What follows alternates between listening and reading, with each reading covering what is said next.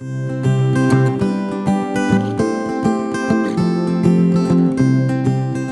morning, class. It's great to be with you again as we continue our journey through the 7 C's of leadership. Today, we're going to be dealing with community, actually community 2, which can be found in chapter 9.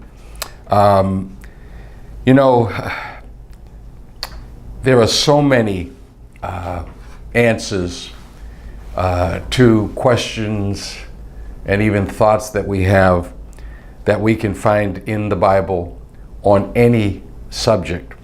And this certainly is no exception. Today, I want to start out with Ecclesiastes 4:9, which says that iron sharpens iron. So a man sharpens a friend's character. Iron sharpens iron, so a man sharpens a friend's character. As a coach, I would always encourage my players to compete not only against the best teams, but against the best players that they practice against. Players that can make them better, players that can hold them and their game accountable. So today, as we talk about community, I want to start with a key word, and the word is accountability. Because in order to grow and in order to improve yourself first, you must be accountable. And in order for you to be accountable, you need to find other people that can hold you accountable. I look at my own life and I know that the times that I've taken the time to talk to my accountability partners, starting first with my wife, then my kids, and then many of the assistants that work for me, I found that I had a lot better chance for success because my accountability partners did something that we need people to do for us, and that is they tell us what we need to hear and not what we want to hear.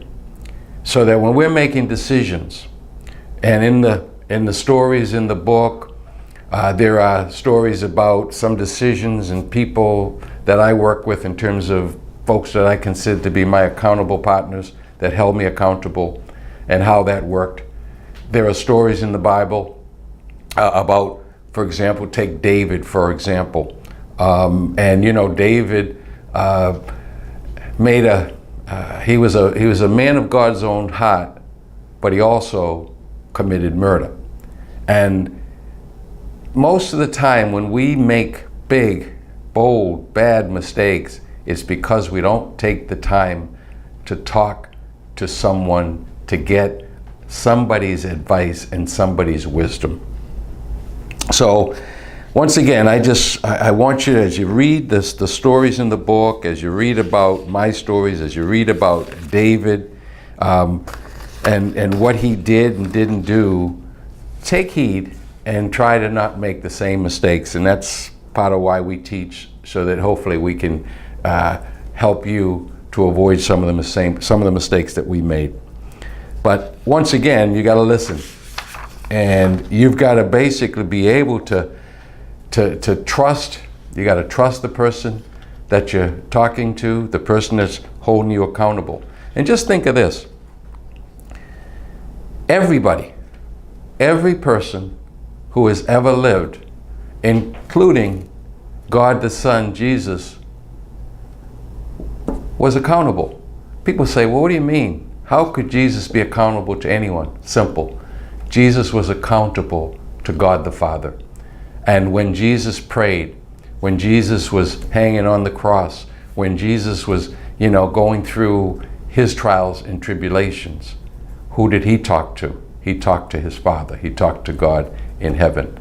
And at the end of the day, Jesus, unlike most of us, stayed true to his word and he fulfilled his commitment, went all the way to the cross.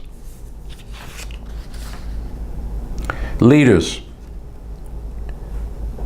must be responsible, must be accountable, and they must be good team players. So they got to be part of that team, and they've got to play along with the rest of the group.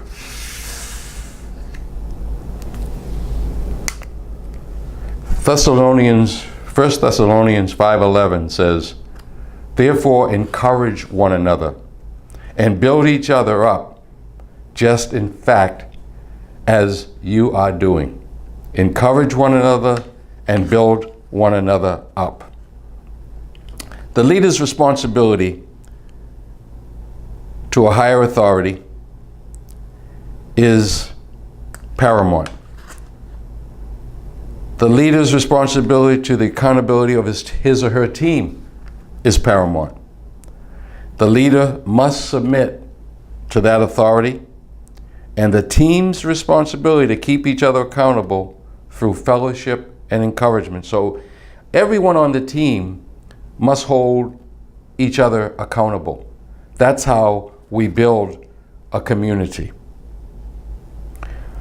7 keys that are discussed in this chapter are as follows. 1, lead by example. If you don't, you'll be viewed as a hypocrite, somebody that the group won't trust. 2, create partnerships. And what that means is you want to, if it's one person, if it's a accountable buddy, we talked about having buddies, having partners, using a buddy system. And once again, that's the only way the iron is going to sharpen iron. The only way you're going to get better is if you work with other people. You cannot build it and do it by yourself. 3, third key, you got to set guidelines. You should put your goals and objectives.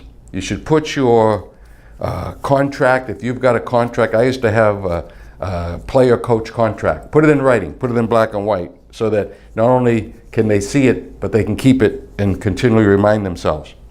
4, you got to know the consequences. You got to be fair, be realistic, and most of all, you got to be consistent. Hebrews 12:11 says, "No discipline seems pleasant at the time, but painful. Later on, however, it produces a harvest of righteousness and peace for those who have been trained by it." Discipline is not pleasant, but it's necessary.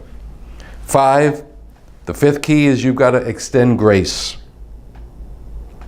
When a team member messes up, use that as a teaching moment.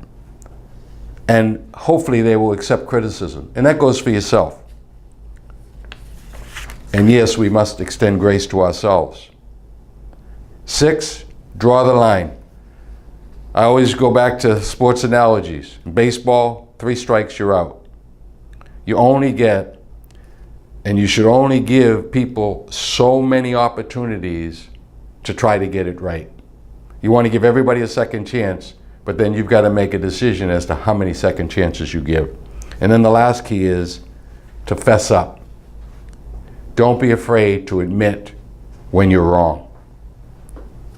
Now, a couple of follow-through items as far as your building in a community, as far as you holding yourself and others accountable. Be on time for your appointments. Set your clock 5 minutes back to make sure you're there. I had a coach once that told me, be late, be left. And once I was late and I was left. Let's close in prayer like we have in each of the other chapters. Lord, guide my path to like-minded leaders who will hold me accountable to my promises and accountable for my actions.